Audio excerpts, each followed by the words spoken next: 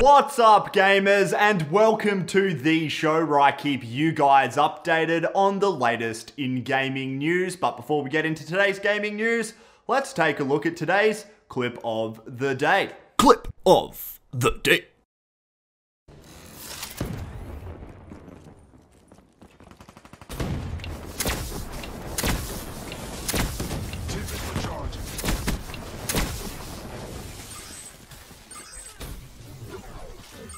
So yeah, that was our clip of the day for today. Thanks DropShock for submitting that clip. And now let's get into our first piece of gaming news of the day. And it's that the very first look at Titanfall 2 was revealed earlier today through this teaser trailer. Now, usually teaser trailers are a little bit lame because they don't really show us much, but this one actually looks really cool. It's going to be very interesting to see exactly what Respawn have done with the game since its original back in 2014, and it's also going to be very interesting to see if they've added a campaign mode to accompany the multiplayer in the new game as well. What I'm guessing and what I'm hoping is that they've added in some more depth to the game through some sort of progression system, as I think that's what was lacking in the first Titanfall, as well as having a much larger selection of titans and weapons to choose from, and hopefully that will help create some sort of longevity within the game. But anyway, I'm very much looking forward to seeing what Titanfall 2 is all about. According to the trailer, the full reveal will be on June the 12th, which is 2 days before E3 begins, which is still quite a while away, but this just adds even more hype to this year's E3. Anyway, if you want to go check out the full trailer in its entirety, I will leave it down below, but now let's get into our next piece of gaming news of the day, and it's a follow-up report from Saturday's video to do with the countdown timer that Gears of War had up on their website over the weekend. The timer went all weekend and hit 0 on Sunday night, revealing the latest trailer for Gears of War 4. The trailer is all about making the connection between Marcus Phoenix and his son JD, who will be playing as in Gears of War 4, and seeing Phoenix in plain clothes just looks really odd to me. I don't know what it is, it just doesn't seem right. But anyway, the trailer is pretty awesome, and if you guys want to check it out with all the game sound and Simon and Garfunkel's Sound of Silence,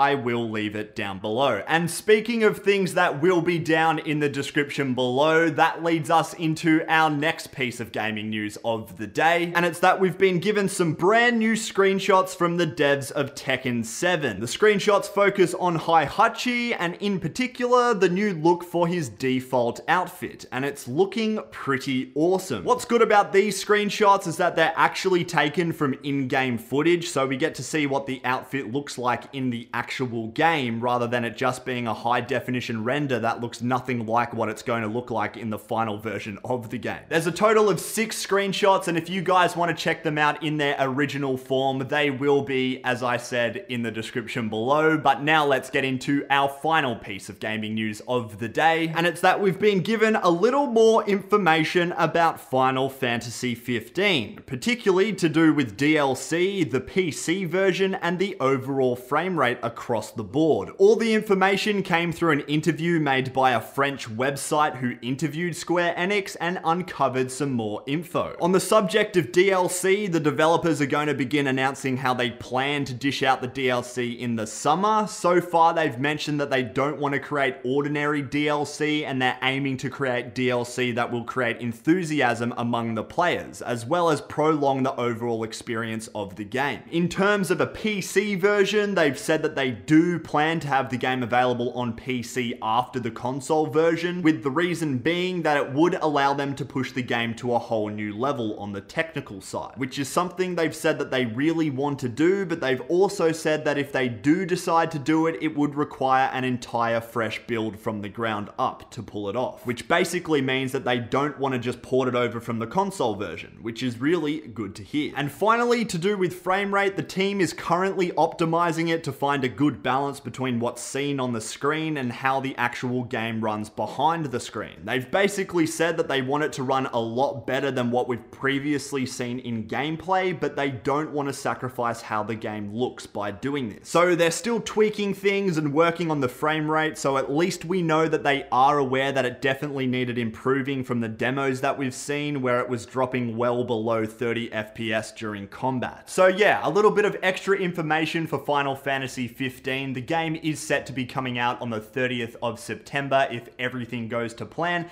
And guys, that's going to be it for today's gaming news. I hope you guys enjoyed the show. Thanks for watching, and stay gaming.